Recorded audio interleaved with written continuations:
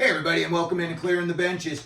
The other day in our predictions, we told you that we thought the Dallas Stars would be the number one seed for the NHL Western Conference when the playoffs begin in a few weeks. Today, we're going to go over the rest of the Western Conference seedings, 2 through 8. We're going to tell you who A, we think is going to get in the playoffs, and B, where they're going to wind up when the playoffs begin. But before we get to that, we wanted to give a quick shout out to our sponsors over at SunshineGirlsAZ.com. They have got so many fun shirts, guys shirts, girls shirts, kids shirts. They've got hockey saying shirts. They've just got funny saying shirts on there. You can even have a saying put on a shirt if you want. And as always, if you punch CTB10 in the code, they will give you 10% off of your purchase. So go on over and check out SunshineGirlsAZ.com. The other day we told you that we thought the Dallas Stars would, when the smoke clears, they would be the number one seed coming out of the playoffs. I think, they've got a little bit of an older team, but, again, I go back to the word pedigree. You've got guys that have been through the trenches in the wars, and I personally think Jake Ottinger, even though he's maybe having what some people are saying is an off year, I think he's going to get it together leading into the playoffs and in the playoffs. So that's why we had the Dallas Stars at number one. We're going to do this in reverse order. I'm going to be bringing it up from the bottom to the top here. And as you can see that I've got Nashville and St. Louis crossed off the list. They were in the running a little bit. They've got 54 points each, but by my calculations, you generally would need 100 points to get in the playoffs, which would mean at this point, Nashville and St. Louis would have to win approximately 23 more games, meaning they would have to go like 23-10 down the stretch to really have a legitimate chance of making the playoffs. I like what Nashville's doing down there. I think that they have had a great season. They have stayed in contention when I did not see it. St. Louis just seems like it was just a little bit of a hiccup since the beginning of the season. But overall, I think there were some guys on that team that played much better than everyone thought they would. When I go through the rest of the list, I look at, when you got to get into a playoffs, now is really when teams are going to start leaning on their goaltenders and their back end. The scorers are going to need to score, but really this is more when you're about shutting the other team down versus lighting them up. So when I look at teams, now I see goaltending issues on so many teams, but one team that does not have a goaltending issue is the Seattle Kraken. And even though they've only got 52 points, they've got Joey Daccord. On the back end, of all people, Vince Dunn is playing really good hockey. I think they had a lot of injuries in the first half of the season. They've still got some injury issues. Matty Beniers is not having the year that he had last year, but there's still 30 games left. Guys can figure it out, and guys can get it back on track. I think Hackstall is a good coach for this team. He's got, to me, a very Ron Francis aura about him. He just seems, cool, calm, and steady. So I am going to say, and we're going to call this the number 8 seed to get into the playoffs in the NHL Western Conference. Looking at the rest of the teams on this list here, I think it's going to be the LA Kings that are going to be coming in 7th here.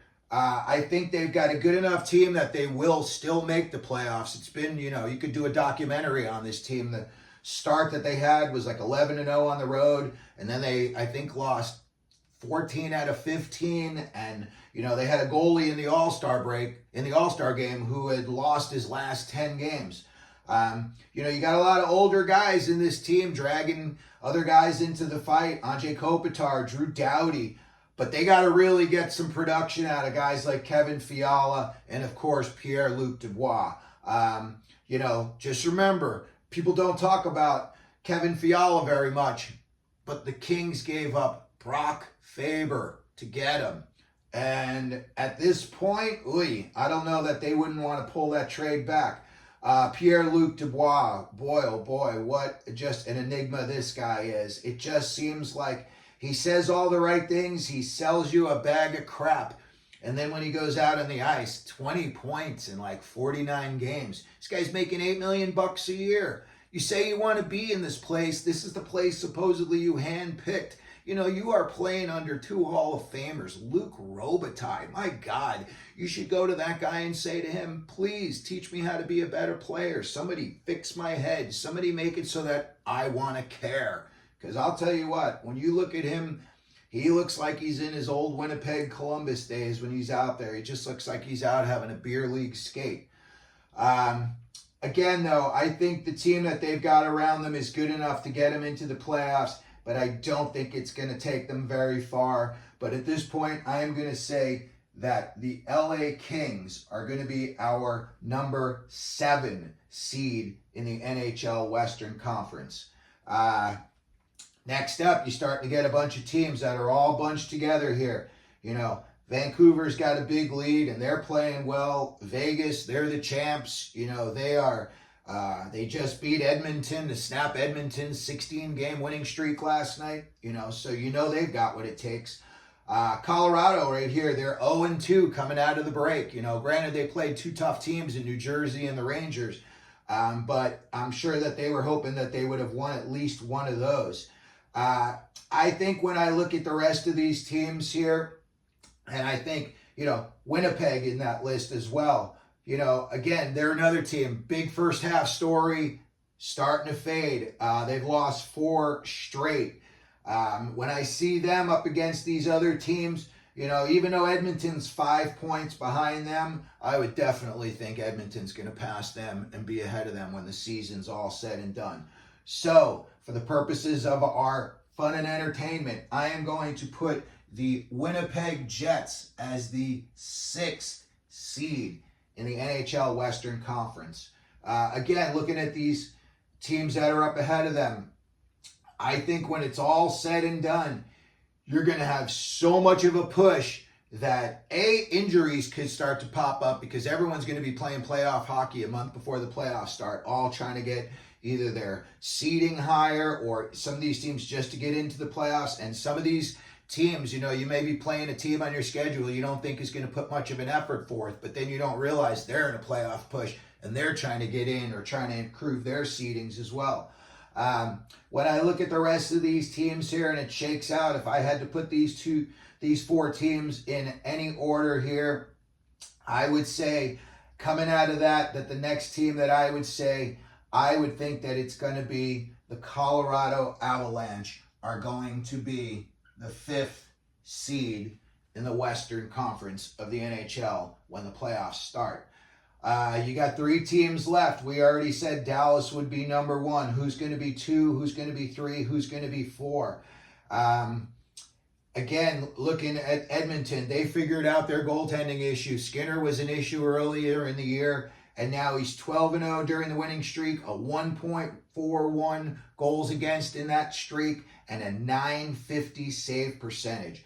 If he can play anywhere near that clip, Edmonton is going to just continue to rise through the ranks. And I think at this point, 7 points is a little bit much for them to be able to pass Vegas. Vegas just beat them last night. I think Vegas is going to tighten it up and they're going to continue to get better. So at this point here, I'm going to say that the Edmonton Oilers would be what we're calling our 4th seed in the West. 2 teams left to pick out 2 and 3. Vancouver was 73 points. Vegas was 66. These 2 teams play a very, very similar game. Heavy on the back end, a lot of hitting, a lot of physicality. They've got a lot of guys that have high skill on both ends of the ice. You know, JT Miller plays a 200-foot game. You know, you got Stone on Vegas.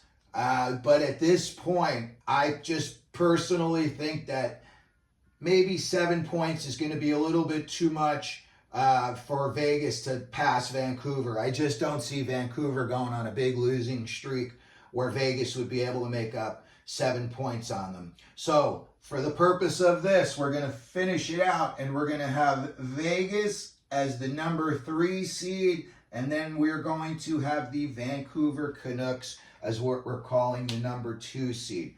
So there we have it, our predictions for the NHL Western Conference seedings heading into the playoffs, which start in about 6 or 7 weeks.